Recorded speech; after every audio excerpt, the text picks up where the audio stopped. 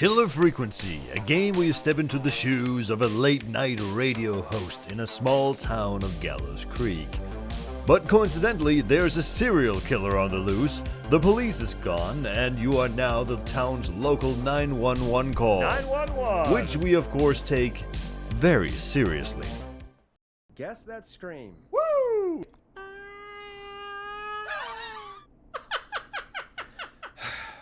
Well, folks, there you have it. And here we have our bad guy, the serial killer known as the Whistling Man.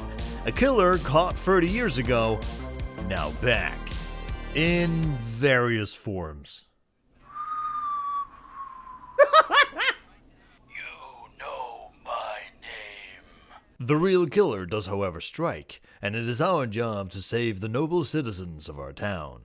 My name is Sandra Sharp, and I need the cops now. The sheriff is dead. We decide to help Sandra escape our alleged killer.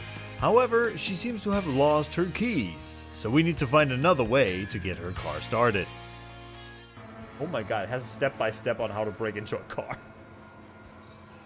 After we tell Sandra and everyone listening in how to break into and hotwire a car, Hit the steering wheel with a hammer. live on air, we have saved our first life. People are listening to this show, right?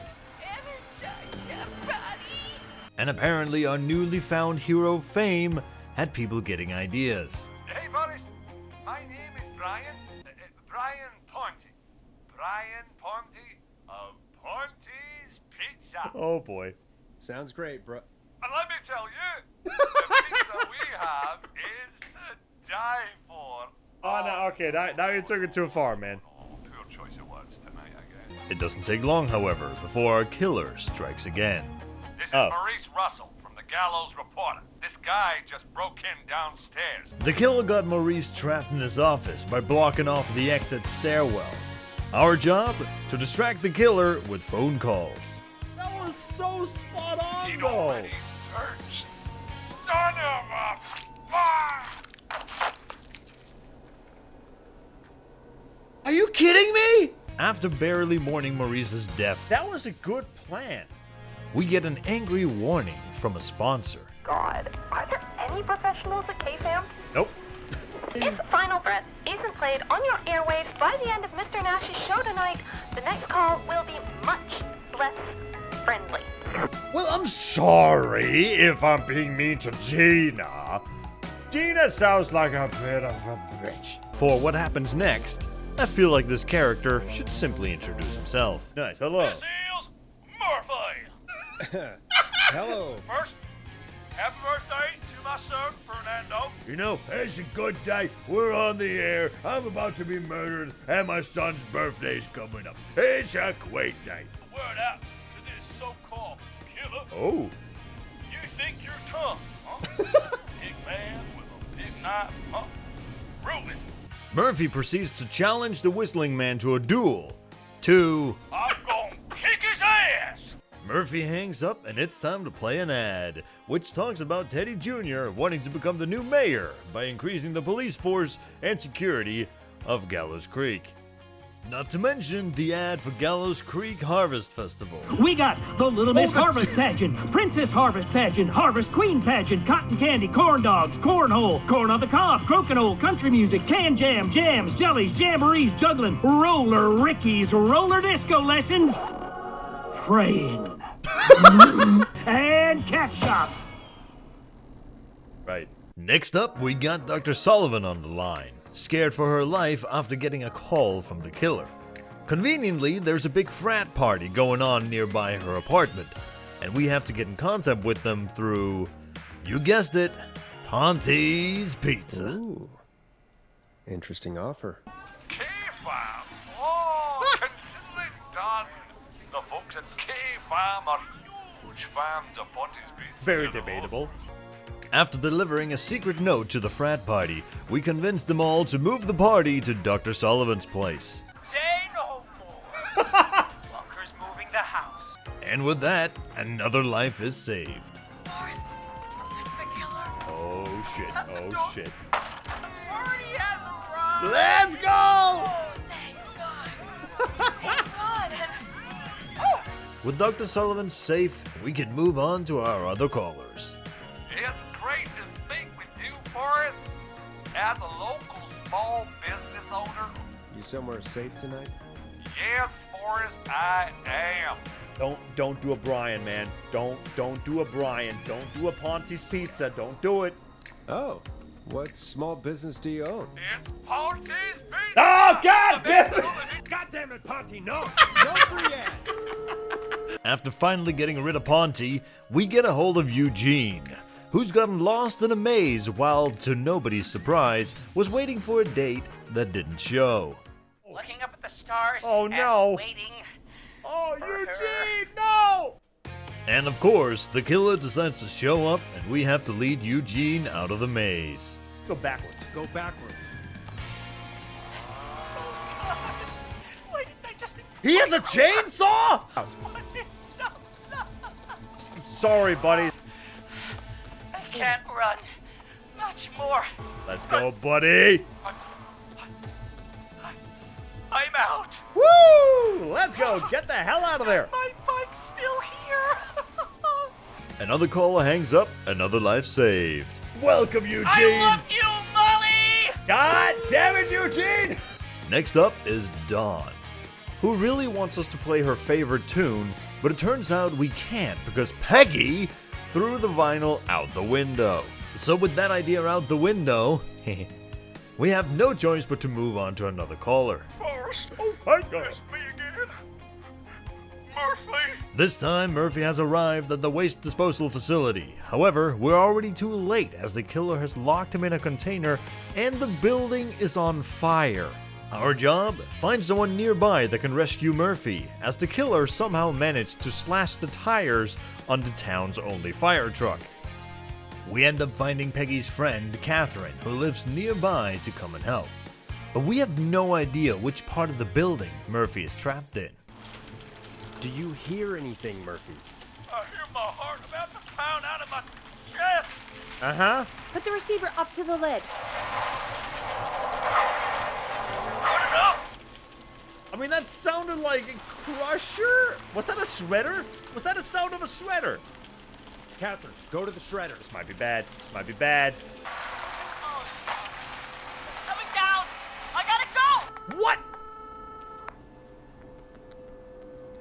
Oh, God. It was wrong? Come on! That was this. Fernando is gonna be crushed. I knew it. It sounded like a crusher. Even with the departure of, Murphy. we had to keep the show going. And who better to keep it going but Teddy Jr. calling in and reiterating his entire campaign.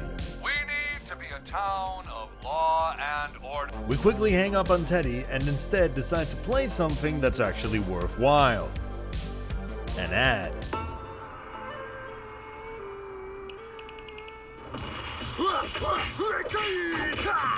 Do you seek ancient wisdom? Are you ready to unlock your inner warrior for only $24.99? Then step into Master Robbie's deadly dojo of Kung Rate. After that glorious display of skill, we get a call from a very worried Carrie, having a party with her friends in an abandoned mansion, until the killer shows up at the front door. Oh, he's coming. Where should I go? Shut up. Just stay quiet. Stay quiet. Oh no! Oh no!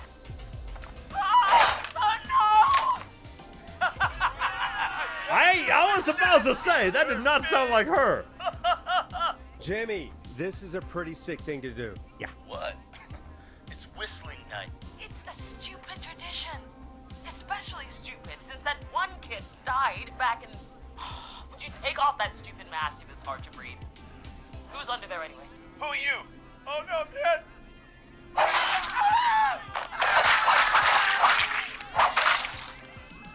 Everyone, get inside! To help the partygoers, we must make a plan of escape.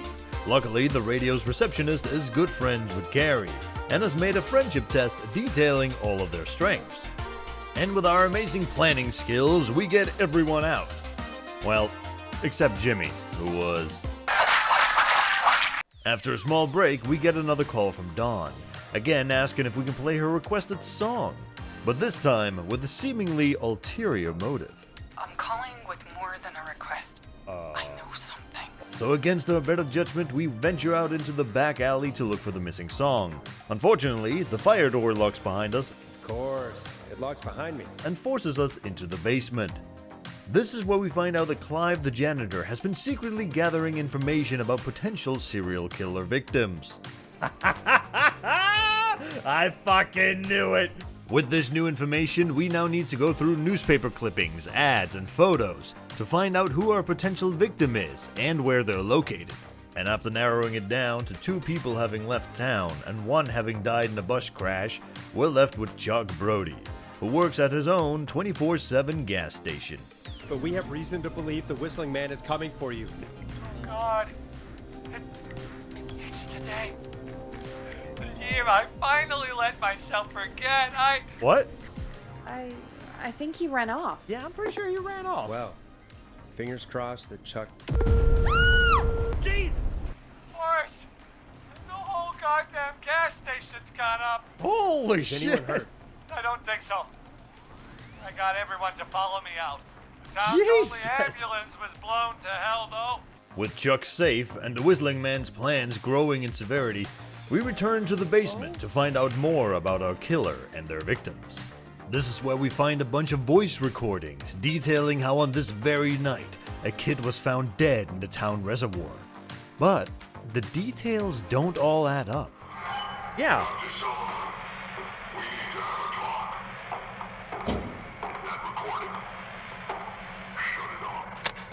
Forrest, what's going on here? Someone don't wanted know. that boy's death to seem like an accident. And they hired Clive to make it look that way. We did recognize one of the voices on the tapes, however. Dr. Sullivan, the woman we saved earlier, was the one doing the autopsy on the boy back then. We call her back up, and true enough, Dr. Sullivan was blackmailed to falsify the autopsy reports. It's expensive to treat, and it was getting to where I couldn't afford it. Same goes for Sandra, the one whose car we fixed earlier. She's the one who found the boy's body. People who know about the death of a boy named George. Yeah. I don't know anything about that. Oh, Sorry. you do! Yet was also blackmailed to hide the original location. I couldn't lose my studio. Do you understand? We don't get to talk for long though, as we do still have a radio show to run. Man. Hi, Boris. Come on, But I Brian! wondered if you could send this special birthday message to my... Brian? Again now? He's my Uncle Ronnie. Uh-huh. His first name's Peter. Folks always called him Uh-oh. Pepper. Thanks for the history lesson. Is there anything besides happy birthday you would like to say to Mr. Pepper? Oh my God damn it! Yes! Tell him he can get the best birthday deals and money packages here at Putney's Pizza. Starting at You son of a bitch! Stop calling us! Damn it, Peggy, this is your fault. You're on the air, caller. How's it going, buddy? Caller.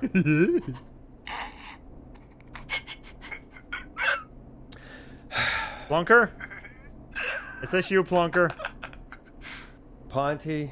Ponty's Pizza always delivers. Once we're finally rid of Ponty, we get another call from Dawn, who's locked out of her apartment, and tells us to find a code to overwrite the security system. But something seems off when we find an invoice stating it was never installed at her address. Once we find the codes, we have a choice to make. Do we truly trust Dawn? We did hear a dog. Alright, so she is definitely by the train station. It's clearly Roller Ricky's. That is very true. It is next to the train. Roller Ricky had a dog! Yes, so she's clearly outside of Ricky's place. Yeah, alarm The activity. code is 191519. You are not where you want to Forrest.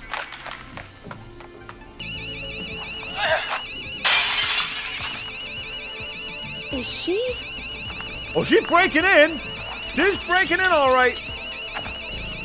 Oi, Ricky! Yeah, stay out.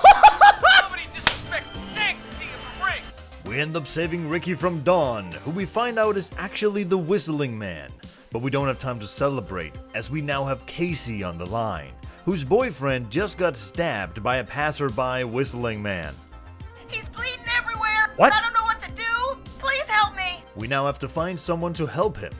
But since the town's only ambulance got blown up in the gas station, we have to find someone else suitable to help. This is where we find John Hedges.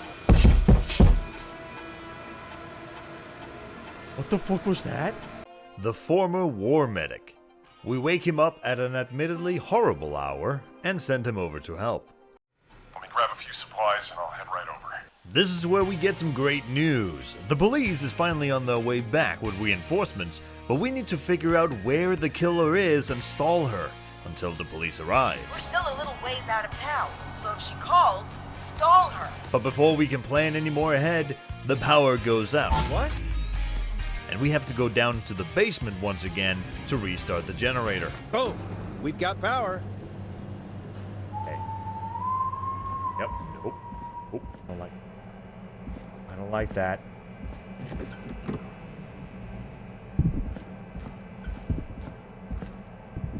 Nope. Nope. I'm not going out there. Don't see anyone. Nobody's there. What the hell? Oh, don't do that! Oh! Oh! Oh, no, no, no, no, no, no. Little bastard. Peggy? Peggy? Peggy? Oh? Peggy, where'd you go? Oh! What? What? No way. This can't be happening. And here we are, face to face with the killer. Or are we? Because it turns out Dawn is someplace else, having captured Tandy Jr., while we are here facing her son. Apparently, years ago, Dawn, also known as Marie, was in love with George Barrow, the boy who died. And on the whistling night, several people wanted to pull a prank, which led to George's death. However, on that night, Marie had managed to become pregnant. Stricken with grief over the loss of the father, she set out to kill all who were part of that prank that killed her love. Oh, and she's also Peggy's sister. Sister. What? Luckily for us, during the conversation, we found out that they were hiding in the school's gym, and the police arrives to save the day. Oh my god. Oh We shit. have one wounded. She bolted right as we got here. The police are right on her heels. It won't be long now. It's over. Oh, let's go. Good night and good morning. It's been a scream. And it's been a scream.